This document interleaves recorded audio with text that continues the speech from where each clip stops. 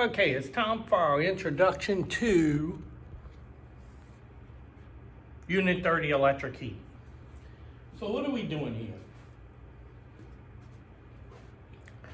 Let's look at page 818. Now there's going to be some math involved this week, so you got to do some math, okay? It says introduction, heat energy, electric heat is produced by converting electrical energy into heat energy. So we take electrical energy and convert it into heat energy. This is done by placing a known resistance of a particular material in the electric circuit. The resistance has relatively few electrons and does not conduct electricity well. The resistance to electron flow produces heat. This material is normally called nichrome. So what they do is they take nichrome, run electricity through it, but there's a certain amount of resistance that makes it draw heat, amperage, and it becomes heated, and so it becomes red, like you see red hot coils in a blow dryer for your hair, a strip heater, something like that.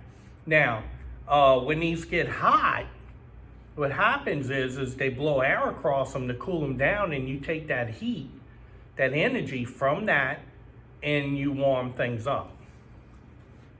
Electric heat is very efficient, but it costs more than other kinds of heat. It is efficient because it's very little energy is lost. Almost all the energy used for electricity that you buy is used for heat, but it costs more. Okay, you got to think about the purchase price and installation, everything. The first one we're going to look at, so remember this, nichrome, nickel chromium does not conduct electricity while resistance produces heat. It's efficient but expensive, very little loss of energy. Building installation reduces the energy cost. A very good insulated building reduces the cost. So the first one we'll look at is portable electric heat. Portable electric heat. Portable or small heaters are sold in retail stores. They have glowing coils with a resistance wire to electron flow. They transfer heat by radiation and infrared rays. Okay? That's going to be on your study guide and your test. And that heat radiates to objects in front of it. Remember, radiation is heat that travels through a space until it hits something. Now, these coils transfer heat in this way. It travels in a straight line absorbed by a solid object around it. The heat concentrate decreases the square by the distance and dissipated into the space. Now check this out. Quartz and glass panel heaters are also used by radiation. Some have small blowers. When they have blowers that are blowing the heat from it, it's called forced convection. And it moves heat-laden air mechanically. It's designed to move enough air through the heating elements that they do not glow. Radiant spot heat is effectively used like at doorways and stuff. They'll take these heaters and they'll put them over the doors for you. So they transfer heat by radiation, they dissipate quickly, heat concentration decreases by the square of the distance, and forced convection is when a blower is blowing across the heater. Okay? So what are radiant heating panels? And by the way, the code word for this one is 1. Radiant electric heating can be used in residential and light commercial buildings and located in the ceilings and the floors of the structures. If you look at picture 819 right there, you can see how they have it in the floor and they have it in the ceiling. If you look at that page right there with me, because I know you're following along. Panels used for ceiling insulation could be made of sheetrock with wire heating circuits running throughout.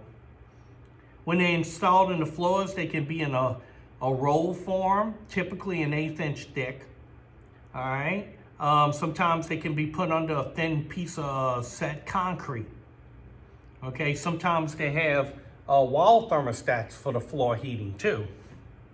The heat produced is even, easy to control, and keeps the mass of the room warm. Electric radiant heatings must have good insulation behind or above to keep the heat from escaping. So you covered radiation heating and you covered radiant heating, okay? Often made a gypsum board with heating circuits controlled by individual room thermostats. Must be installed behind the boards, produces very even heat. Now, there's one above the ceiling. Notice it's got insulation and the heat, and there's your thermostat. All right, electric baseboard heating. This can be a little expensive. It just depends on when and where you have it installed. This is on page 820 in your book, 820. And look what it says. Baseboard heaters are typically convection heaters used for whole house, spot, individual room heating.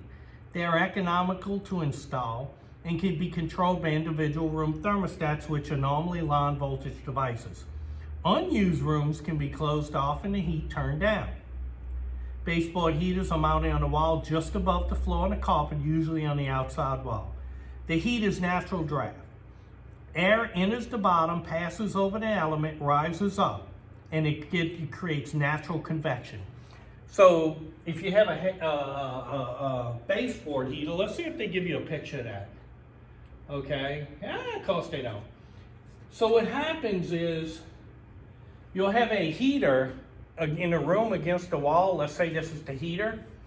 Well, as this heats up, the hot air rises out of it, and the cool air is pushed down and comes back up into it, gets heated, and this causes a natural convection.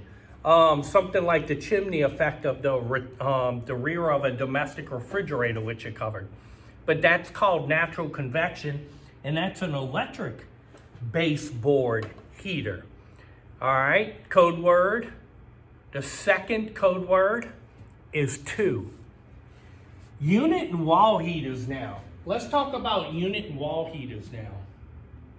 Unit and wall heaters. All right, that's what they look like. And it says, unit and wall heaters are typically mounted on ceilings and walls and have a blower that blows air across their heating element. These heaters are controlled with line voltage thermostats. That means they're controlled by 120 or whatever high voltage. There's no transformer or 24 volt control loop. Some new generation wall heaters come with programmable touch controls, okay? Now, the next one they'll talk about real quick is hydronic boilers. Similar in operation to a domestic water heater, although use different controls and safety devices, uses a pump, so it circulates water. This is on page 820. Let's look at this real quick. Hydronic boilers is used for some residential and light commercial applications, except for control arrangement and safety devices. The boiler is somewhat like an electric water heater. It's connected to a control loop of piping, and the water goes up into the loops, into the rooms, and it says any water subject to all problems, it's circulating. If it shuts down, room temperature drops below freezing, it could freeze up and things like that. Now you do have some controls here, and these will be familiar with most kinds of electric heat. But what are we talking about here when we say that you have controls for this unit? The first one is a contactor. And your book says on the top 821, a contactor energizes and de-energizes the electric strip heaters. Number 2, sequences. This ensures that the heating elements are not energized at the same time, so you don't overload the circuit with inrush of power on the initial startup. Number 3, relays control the operation of the circulator pumps of water. A pressure relief valve prevents system pressure from getting too high. Okay, so we're going through this list right here.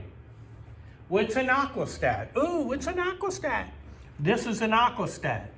Controls and maintains the temperature of the water to prevent the boiler water from getting too hot.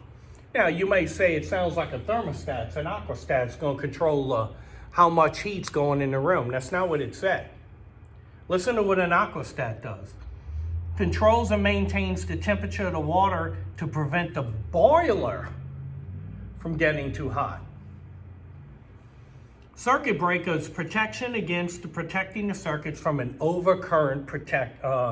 It protects the circuits from overcurrent. That's what it does.